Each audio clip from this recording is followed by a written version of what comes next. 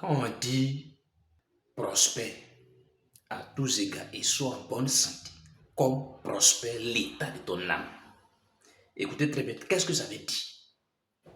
Comme prospère l'état de ton âme. Ça veut dire que quoi? Si ton âme prospère, tu vas prospérer dans le physique. Cela va se refléter dans le physique.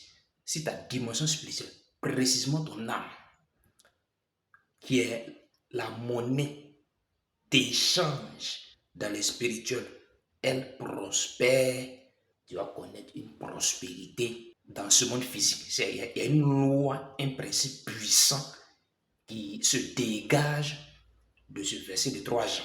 Écoute très bien jusqu'à la fin.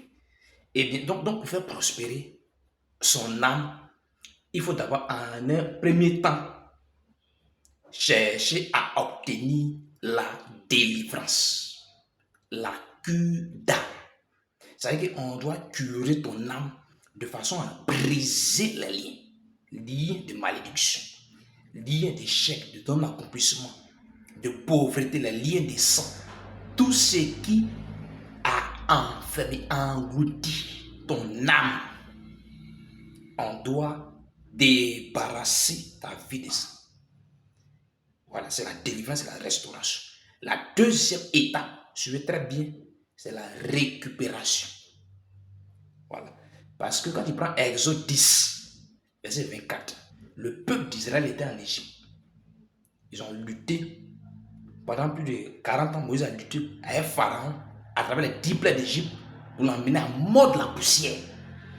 En fait, il cède pour libérer le peuple. C'est la délivrance qui est là.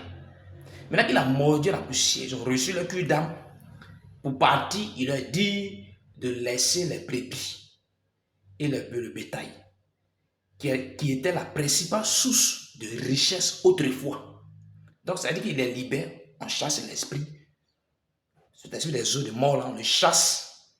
Ton âme est libre. Et puis, ce dernier cache ta richesse.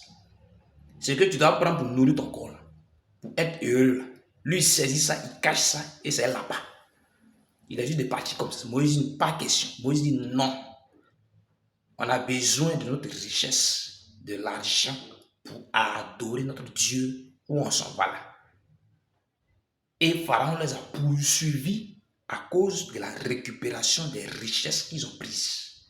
Donc quand tu finis de curer l'âme, tu dois maintenant récupérer, restaurer tout ce qui a été caché dans la terre, dans les mers qui t'appartiennent. Tu dois rentrer en possession de ça. Quand tu finis de récupérer maintenant, ton âme est libre et authentique.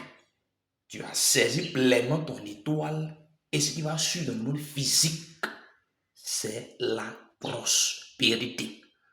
Et non pour pouvoir récupérer cela, il y a des moments de prière, des veilles que tu dois accomplir, notamment la 4e veille de 3 heures à 4 heures, à l'ouverture de la porte du jour. Priez de façon intense pour récupérer ça. Et par la suite, on donne la suite dans une prochaine vidéo. Portez-vous bien.